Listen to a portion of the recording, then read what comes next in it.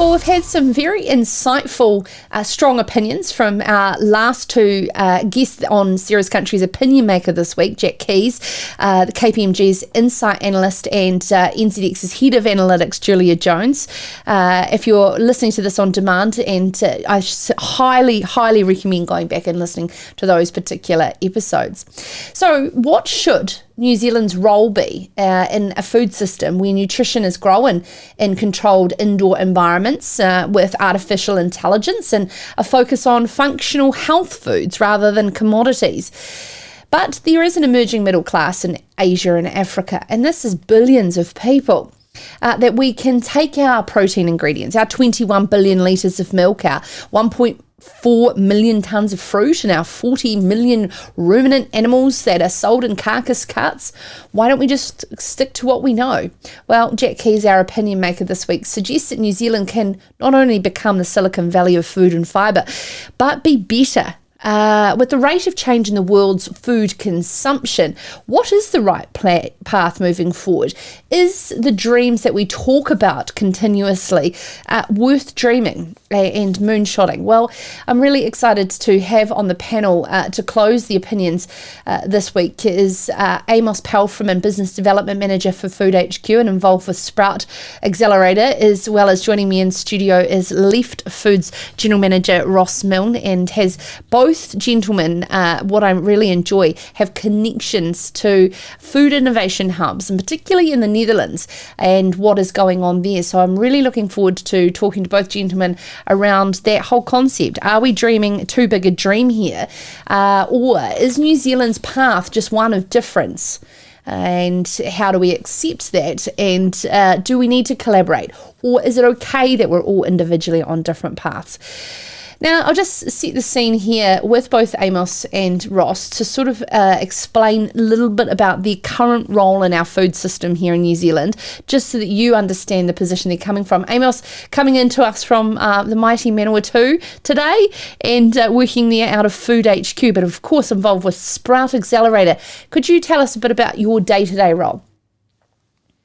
Yeah, so I wear these two hats, and Food HQ has been where I've been focused for the last 2 years, and that's really been about building out the innovation ecosystem that we have here. And as you mentioned, Sarah, I was involved in a secondment over in the Food Valley, which is the heart of agri-food in the Netherlands. It's been called the Silicon Valley of food, and as part of that, I was really inspired about what New Zealand has and what we really could do bigger. So I've also joined Sprout Agritech, and we've recently set up, as of the beginning of this year, a process by which we have $40 million to invest into early stage food and agricultural companies over the next 7 years. And we have already made our first investment into a company called Sentient Bio, which uses biosensing for the food ingredients industry. And we really have a proposition that the companies and technologies that are built in New Zealand, they have to be world class, and they will be world class. So I'm quite bullish on the fact that we can play at a global level and at that top level in the specific areas that we target and have deep capability in. I think what I've really learnt over the last couple of years is we won't be in everything. We can't be the world leader in every category or every part of the supply chain. So it's about identifying, entrepreneurs that are hungry, technologies that are world class, and then building those into companies that can really grow and involve a whole generation of new talented individuals in the agriculture and food sector. And an incredible food startup over the last couple of years I've had the privilege of following is Leaft Foods, based out of Lincoln here, and Ross Milne, General Manager, joining me in studio. Ross, what's been your journey and learnings over the last couple of years in your role? Thank you very much for having me here. And so I'm the General Manager for Leaft Foods, which is a young startup company. We started effectively 2 years ago. The concept was a little bit before that with our founders, John and Maury Leyland Peno. And we're looking at something, something exciting and rather technical, which is the extraction of protein out of green leaf material for human consumption. And at the same time, how that ties into New Zealand's farming systems to reduce emissions on farm, primarily nitrates into groundwater and nitrous oxide into the atmosphere. and we think we can do both and have a quite unique proposition in that. And that is the interesting thing I took away from both Jack and Julia's interviews on this opinion maker, was really about how our traditional farming and growing systems here in New Zealand, those landowners, those businesses that are traditionally set up to produce a commodity incentivized on a per kilo basis, are able to play in this game, Amos, going forward. Well, I think the reality is that the global demand for nutrition is not falling back, it's scaling up. And so it's going to be a bit of a transition period, I think, over the next years, whereby we do see, as Jack and Julia both identified, that yes, emerging markets will start to pick up on trends that are now quite heavily embedded into Western markets. But I don't think we should discount too quickly the sheer size and scale of what's needed to help the emerging markets grow and to consume nutrition at a rate that they would aspire to. So I think it really is a transition period for us, where we have to not be too quick to cut from one focus to the other, but we do have to really be comfortable with the idea that we can follow these parallel paths. And I think that's where a lot of the issues are at the moment, is that we do get stuck in that, is it this or is it that? And the two sort of ends of the spectrum. And, generally that's what happens in a hotly contested debate, is that the issues get drawn out to the extremes. But the reality is, when we talk to most people, farmers are interested in exploring new technology, new applications for their food. What they want is a really clear value proposition. And in all of that, I think that's the most important part, is that we need, all the way from our great producers and growers right through to our final customers, we need really clear identification and alignment. We need to really understand, so who is our customer in a traditional Western market? What is it that they really want to see from New Zealand in a food product? And where is it that we can offer a competitive advantage? And in the same way, in the emerging markets, one way I think of it is, I know LIC is doing some great work with the Gates Foundation,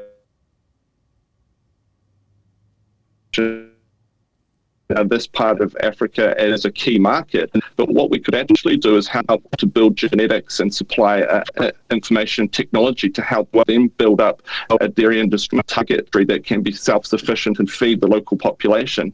And I think when you look at some of the restraints that they have in terms of access to infrastructure and power and just some basics, you see that actually the future food system for them is really transitioning through to what we have had for many years already in New Zealand.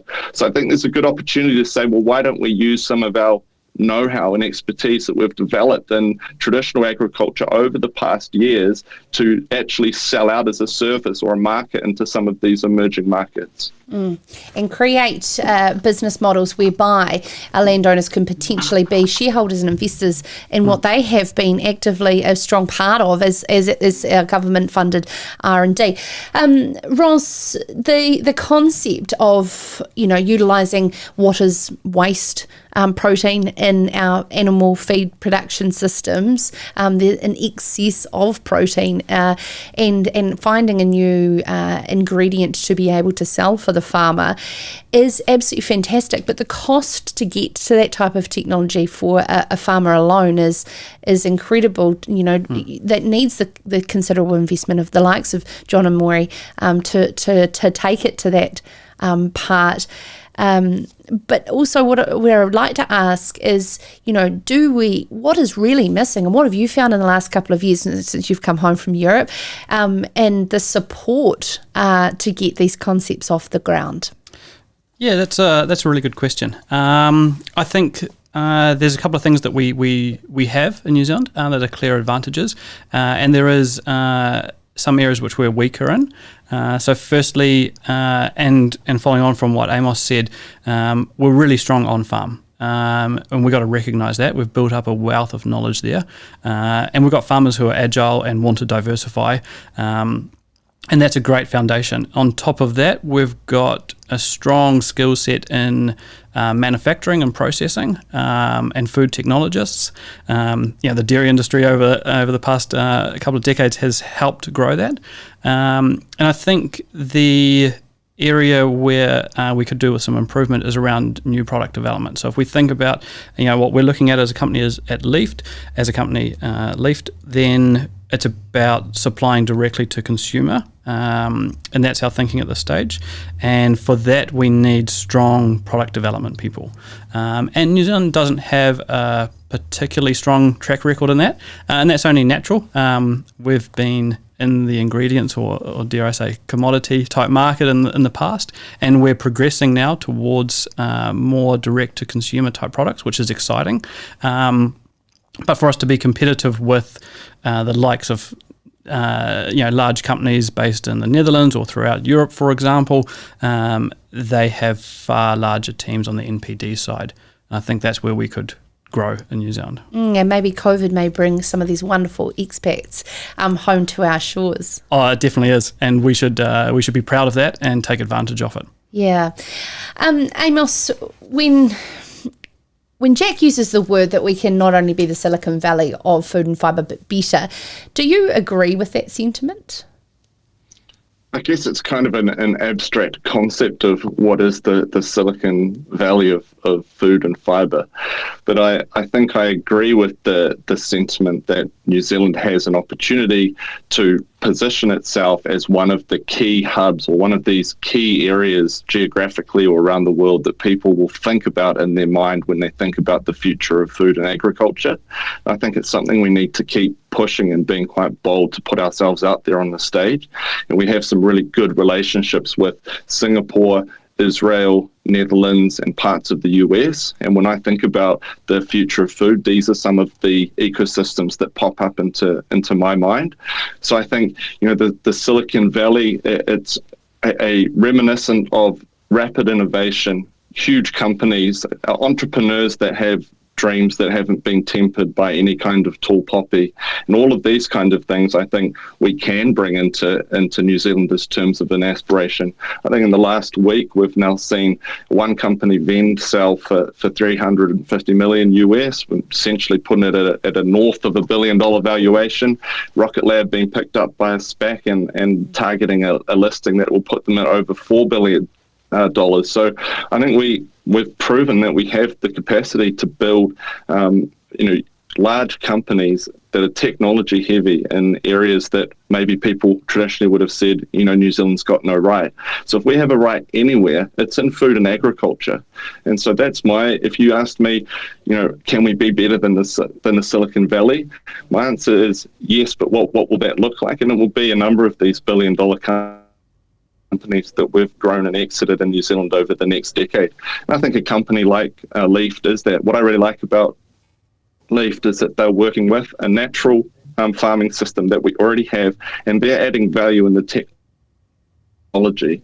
And the key trick is when you look at the Dutch, what makes them so successful is not their ability to grow raw ingredients. They're a relatively small footprint geographically. What makes them so successful is their ability to use technology for processing and product development, as Ross said, and then take that to the market. So I think that's the same area where we need to target. Ross, you lived in the Netherlands, and I just wanted to touch on, the fundamentals of Silicon Valley, why it was success, the ability to deal with rapid change, and their attitude that there is no such thing as a tall poppy. Coming home to New Zealand, dealing with mindset, dealing with our culture, and being a Kiwi boy yourself, but having lived in that environment, what have you struggled with? Yes, I was based in Denmark, so close to the Netherlands. Oh, my apologies. That's all right.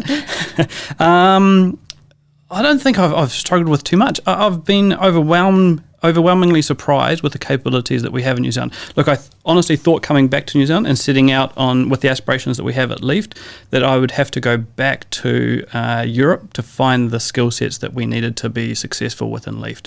And yes, we do deal with the Netherlands and Denmark, a number of countries there on some topics, but for the vast majority of it, we have found fantastic people in New Zealand from an R&D side, but also from everything from on-farm support all the way through to brand and marketing and strategy around that.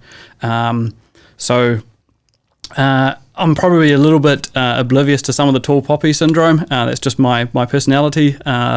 So we just get on and do it. So maybe that just washes over me. But there's nothing really in that sense that we're missing here. That's very encouraging. Amos, what work more do we need to do in bringing skill sets and attracting talent to see that there is an incredible future in food and fibre at multiple levels, technology, processing, marketing, and from our school leavers coming through, as well as expat Kiwis coming home? Yeah, so I think we need to expand the thinking around what agriculture and food is, because we know it's so much more than just the on-farm activities, but that tends to be what the education system classifies it as people grow up, and they know that people that do stuff with food and agriculture are farmers or growers. But the reality is, and you would have seen Imager, the New Zealand company that's raising money to do supermarket shopping machine vision identification technology for assisting with digital shopping. And I mean, that's part of food and agriculture.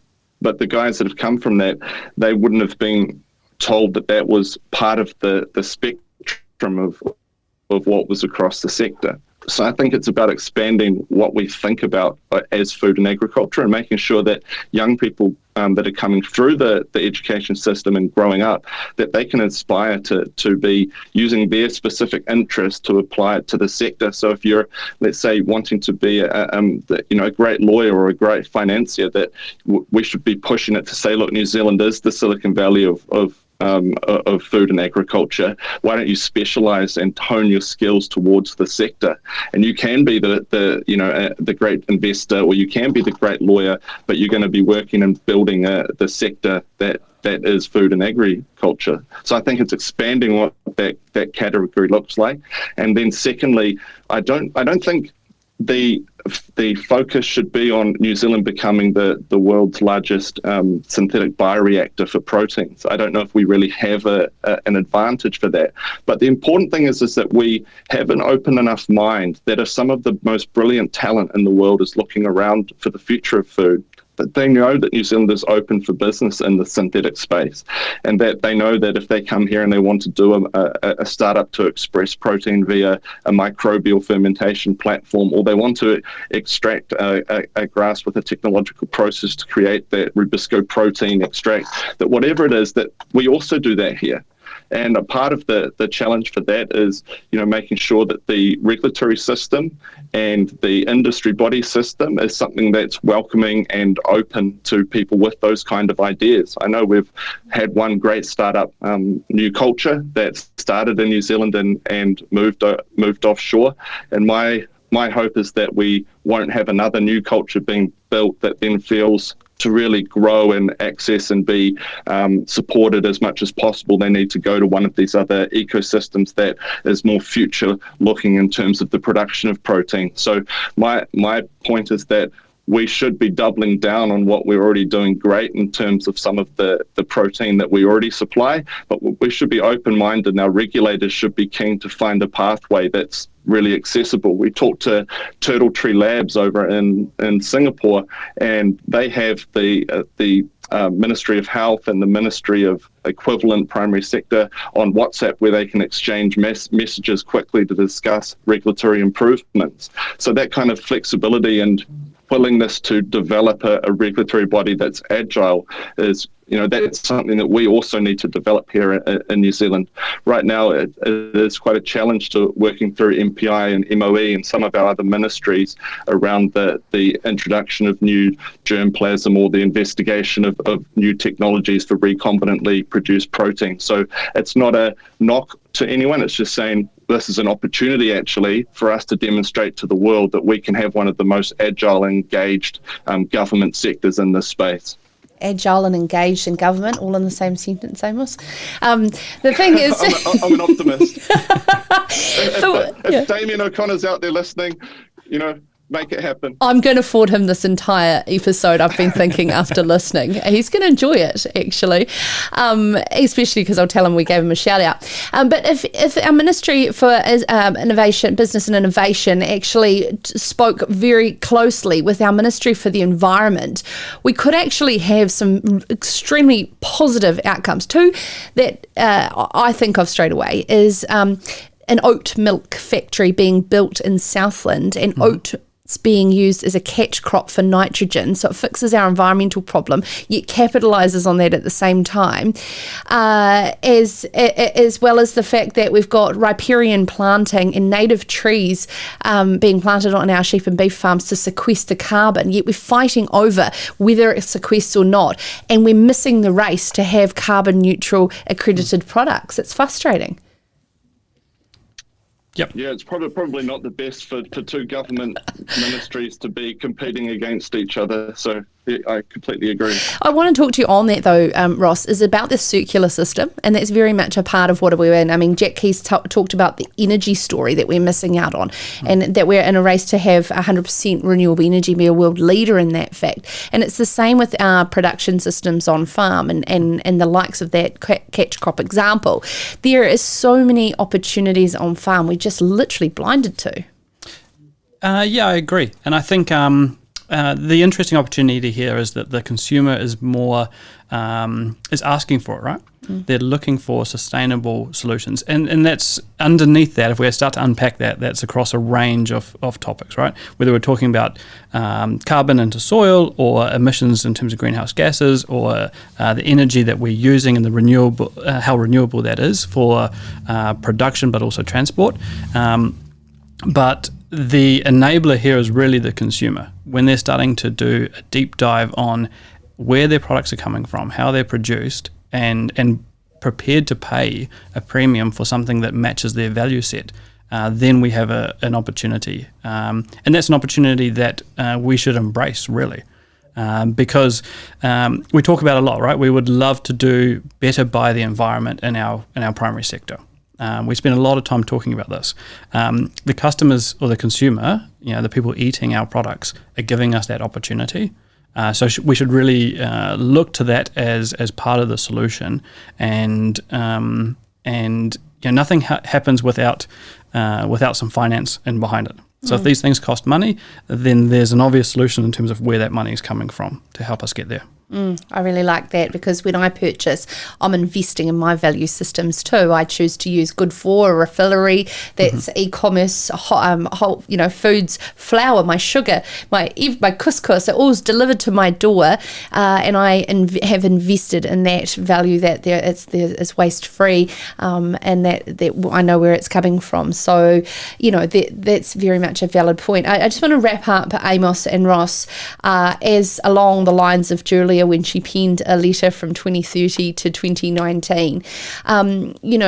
What good looks like in 2030 for each of you that we are on the right track towards? Amos. Yeah, that's a really big question. I really did enjoy Julia's letter, and I don't know whether I'd have the foresight to be that accurate. But what I would say good looks to me is a whole generation of entrepreneurs and startup companies, exactly like Ross and Leaft, that are building and challenging the status quo around agriculture, but are doing it in a way that is engaged and constructive with the existing industry. So I think, it's so good to have Ross on here. And in my mind, if we had 10 variations of Leaft across the food and agricultural sector by 2030 that were all worth sort of 100 million or more, that would be that would be good for us, New Zealand, for me, for the future of food and agriculture. Ross? Well, I have to really agree with Amos on that point. Yeah, good for me. It's also said this in the past in terms of, I'd love to see New Zealand as this green glow of knowledge when it comes to food production, and that's across a range of products, right? So, and how do we develop that technology? But how do we then take that technology to the rest of the world? So, gaining revenue or profit from the actual product that we produce, but also the systems that we use to produce that, and we can value that as well, and that's probably New Zealand's gift to the rest of the world. If we can truly develop systems that are helping to save the planet, that are also feeding the population, that are delivering what people are asking for in terms of nutritional value, feel good factor, taste good, and that environmental, that strong environmental aspect of it as well, then that would be something truly amazing. 2030 is only 9 years away, so easy. We're both young enough to catch up in 2030 and recap that. and we hope that Sarah, you will be a mainstay in mainstream, not just in the food and agricultural sector. You're a bit of a star in our eyes, but I would be really keen to see this conversation continue to widen across the country. Thank you very, very much for saying that, Amos. I had a very kind friend approach me in a bar in Wanaka in the weekend, and she said, I need you to keep doing this because you're our voice. So it's incredible. But I feel like I'm just one little cog like the rest of us, everyone listening and both of you. And it's just about continuing to have the conversation, whether we're scared to or not. We've got to keep on keeping on. So I really, really appreciate both of your time. Amos Palfreyman, Business Development Manager for Food HQ, and of course Sprout Agri-Tech, and Ross Milne, General Manager for Leaft Foods. Now, tomorrow on Sarah's Country is our Changemaker show. I know a lot of you love the Changemaker because it's a way to be able to go into a world for an hour and listen to some incredible inspiration in the way that our innovators and our entrepreneurs actually tick. So coming up tomorrow, we have Cleveland Buffalo founder Helen Doriston sharing what it looks like to own and operate 200 head of buffalo, the first to farm river in Buffalo in New Zealand, providing artesian award-winning fresh buffalo mozzarella, ricotta, yogurt and cheese.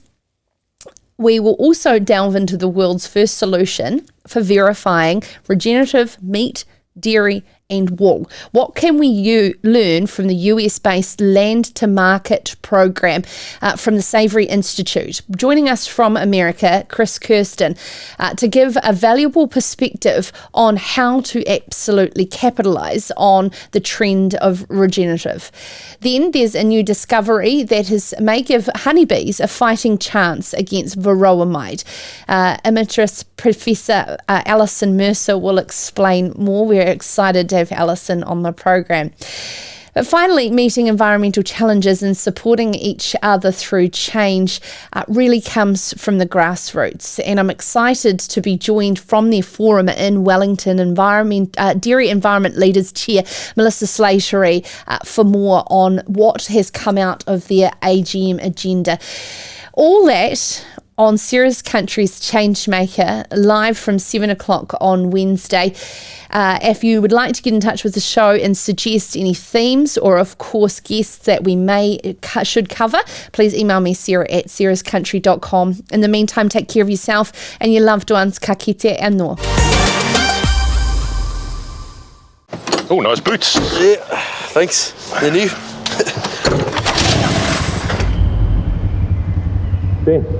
Ben, you alright? Oh, yeah, sorry, mate. Just meerkatting pretty hard, eh?